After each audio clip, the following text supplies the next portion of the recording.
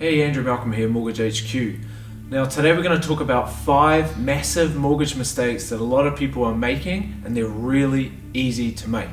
Now the first one is looking at the mortgage rates, thinking about the economy and thinking I should fix my mortgage long term. So a lot of people will call up or they'll start thinking about 5-year fixed terms. They'll think, oh, I think interest rates are going to go up. Maybe now is the right time to fix for a long term so I can lock in my rate. Now, after speaking to thousands of people about their mortgages and specifically learning about their regrets, what I've seen, especially in the last 5 years, is people have mostly regretted when they've fixed for long terms. So they might have 5 years ago locked in a 5% rate for 5 years, and they've been stuck on that rate for the last 5 years while the rates have just gone down, down, down, down.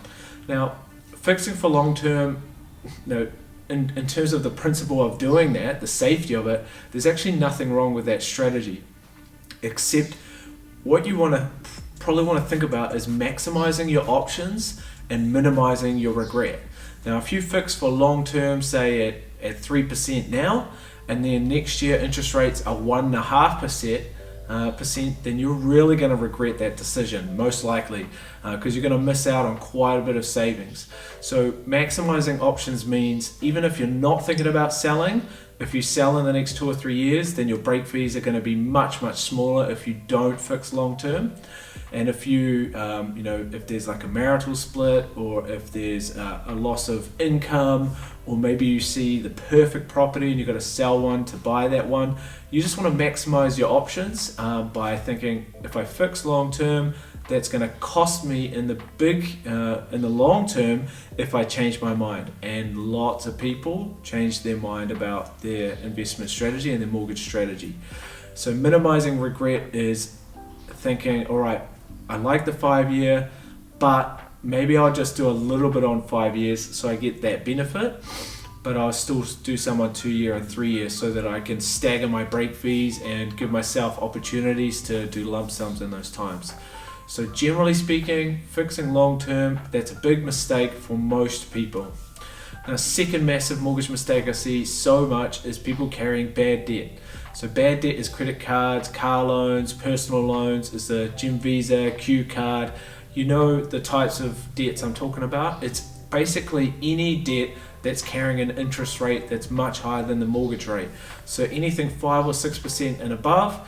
If you've got residential equity in your homes, you can leverage off that to cover those bad debts. And yes, you are putting maybe a 5-year 10% loan onto maybe a 20-year 2.5% loan. So you're thinking, well, why would I pay it over longer? Look, you want to minimize your cash flow commitment and then do lump sums as you are able to do it. So that gives you the maximum options again and minimum regrets. And you will actually shave years off your debt by tidying things up and getting a bit of advice on whether you should do consolidation or not. So that probably takes me to the most important massive mortgage mistake that I'm seeing a lot of, is people focusing on rates and not thinking about the structure.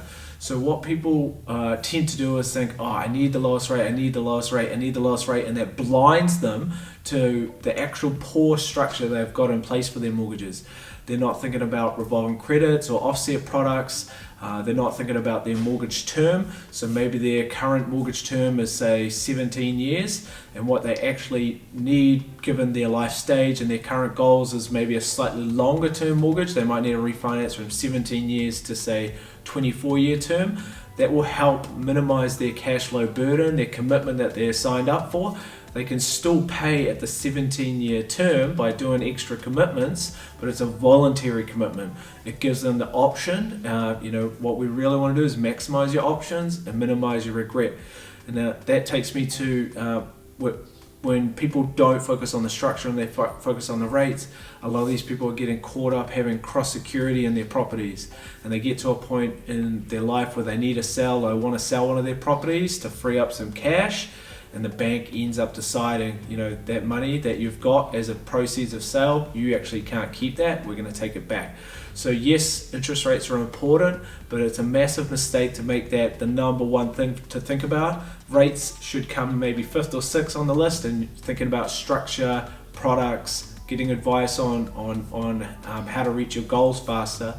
That's much more important on whether you get 2.29 or 2.25. It's going to make a much bigger difference getting the good advice. It takes me to massive mortgage mistake number 4 is when people are paying too fast on their mortgages.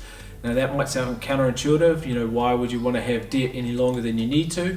Well, if people sign up for a 30-year mortgage and then they refinance down to a 17-year mortgage because they want to shave that 13 years off their debt, what happens to a lot of people is they get into a point in their life where somebody gets sick or changes job or they lose their income, and they actually feel a pinch on their income. They get to a point where they actually would rather have a lower cash flow burden, and they actually get to a point where they want to re-access their equity, and they think, I've been making the higher contributions, I need to use some of my equity. They actually don't have access to it, because if your income goes down, that's when the bank is least likely to lend you money. So paying the mortgage off faster is great in principle, but only if your focus is on savings and paying down debt, not if you're got an investment focus. If you want to access your money for secondary properties or other things, you may want to consider offset and revolving credit products. You always, especially if you have a family, want to think about your reserves. If you've got 2 kids, having a $30,000 reserve fund is invaluable. If one of you income earners or parents get sick, it might mean the other one needs to stay home and look after them. So you don't want to put yourself in a situation where you're overcommitting to pay the mortgage down much faster than you need to, and then you've got no emergency fund. Now you do want to put fuel on the fire in a slow and steady pace, because you want that fire to burn for a long time. If you contribute too much fuel to the fire, it's going to heat up, but then it's going to simmer out, and if you've got no more fuel to put on it, instead of having a 10-hour fire, you might only have a 5-hour fire. So it's not a race to see who can pay down their debt the fastest. The mindset that we're trying to have for our clients is not a savings mindset, an investment mindset. Do you want financial freedom from having all your mortgage paid off?